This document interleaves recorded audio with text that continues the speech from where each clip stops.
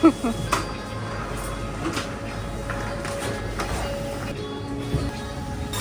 ganito.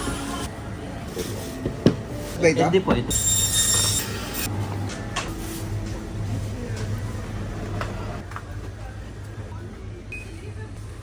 Oo, huwag na.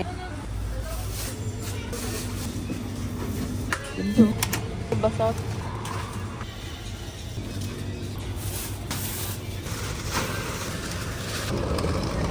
Ayun namin, lechong bangus. Hindi huwag kasi sa labaw.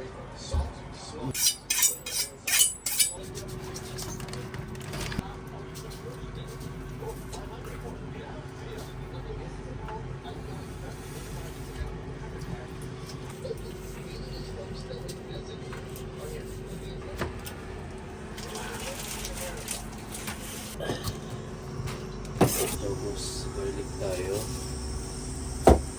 And lemon. Ano sa ito?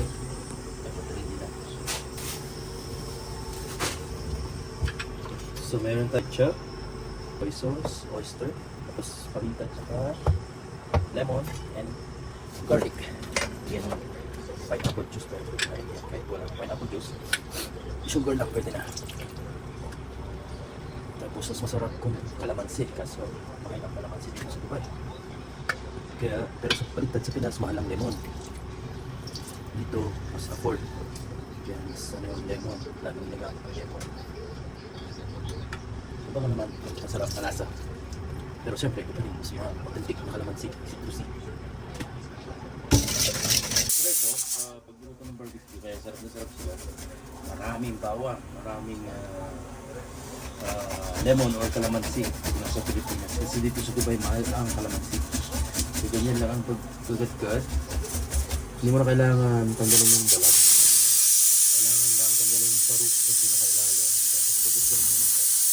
Ayan, kusa na siya matatanggal. Ang galing, di ba?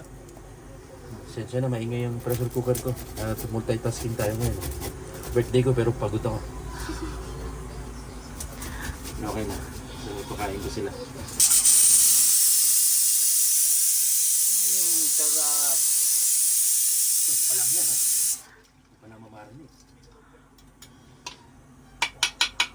Ngayon, i-mamarinate natin siya kasama ng pork barbecue mamaya. Pure Foods, baka naman. Siya, like usual, ng barbecue hotdog barbecue. Inihiwa siya para pumasok yung marination. Kahit ito lang, mag-dosing, uuwi na lang. Diba? Nilasing mo na, pinakain mo, uwi na. Ikaw, pagod na. Hindi ka makatulog. Dahil kailangan mo magluto. Ganun din ang Pilipino. Papasok na yung marination niya. Linis naman na ang kamay. Dahil kami din nakakain na rin. Picture para medyo malambot. Paminta, hindi ko na nilang laurel. Paminta, asin. Papakuloan mo siya. Pero huwag masyado kasi sobrang lambot. Iiwain ko lang siya ng barbecue, spices, panghanda. Dahil tutuhog para mas Pilipinas na. Sakto lang. Tama lang kasi pangmasa. Barbecue. Nagitin sila, bumili sila, magluto sila. So, marinate lang natin yan. Tuhugin lang yan ni Mrs.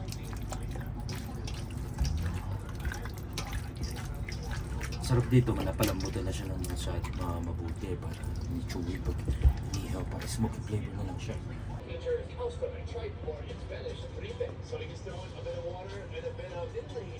This is the vegetable salsa, some milk cream. This is hard to explain. I've never seen a dish like this before. It's kind of like a cow stomach pie. Not a direct translation. That's what it looks like to me. So, gagawin mo na yung sandwich. Ito. Tingnan ko lang ng konting olive oil para hindi magtikit-tikit. Okay na to.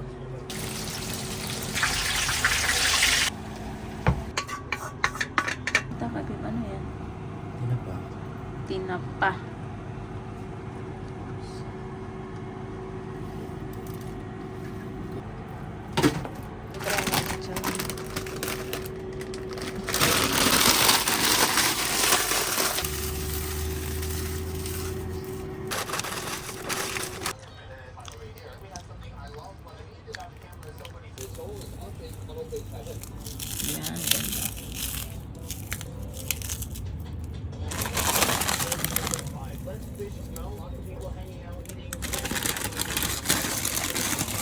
yung egg.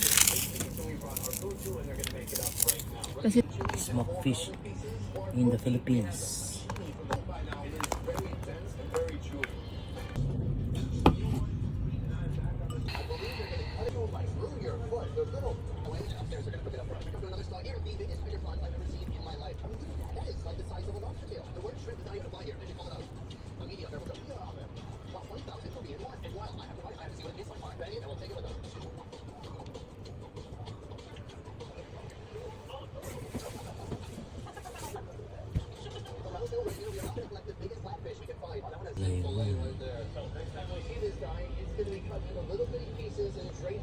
Same sila ng cut. May mga manipis. Hindi naman parang pangpansit. Medyo makapal siya ng konti. Almost the same. Maganda siya.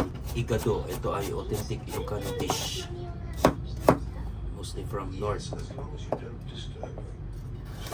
But they called it in Ilocos in a deep meaning.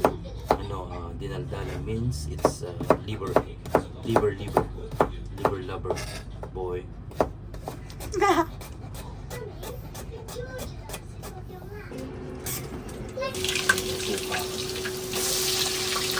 Little brown color. Pwede na yan. Okay na. And okay na yan. okay na yan. Ito ang technique dito. Ito munang karos kasi matigas siya. Pork. Mekos. Mild lang kasi hindi pwedeng overcook. Titigas. Lalagyan natin ng laurel. Lalagyan ng lansa. Tapos suka. Mamaya. Ano lang muna siya. Mag-isa. Actually, you can close it with the lid. Just like that. Okay na. Just make sure the liver will be colored brown para luto na siya. Ito ngayon yung maroon or dark red. Hindi pa.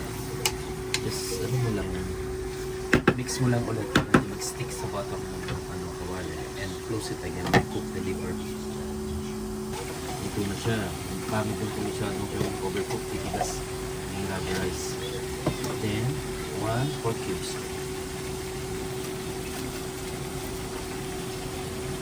Then, dito spread. Ito ang pinaksikreto nito. Pwede na rin itong capsicum. Para siyang adobo pero light soy sauce lang tayo. Hindi siya pure. Light lang. Oyster sauce, hindi nawawala. Gamit ko ay Thai Choice. Sarap siya. Okay na. Kasi mapaminta ako. Kasi ito yung pagpila. Mix lang natin yan. Okay na. Tapos wag na haluin kahit sa adobo. Tanggalan sa rin ito. Just close the lid. Ayan yung mag-evaporate yung suka ng 2 to 3 minutes. Okay. Last na to kasi cook naman na siya.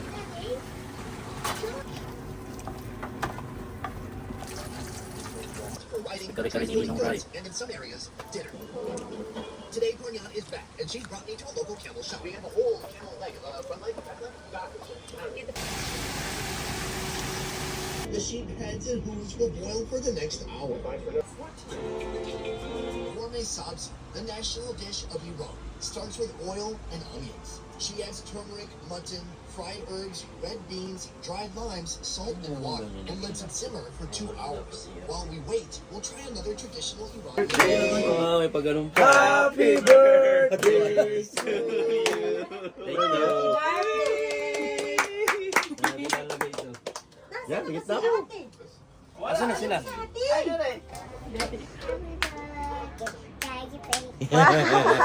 Oh, one more. Luto talaga yan. Kanina po 3 oras na yata yan. Ito yan, matik yan. Parang sardinas na yan. Harnina. Parang sardinas na yan. Parang baboy. Nagalan niya ng kaliskis. Pulutan. Ay, visitor pala. Ay, kuya. Yakat mo nga ba? Yan, yakat mo nga yung box.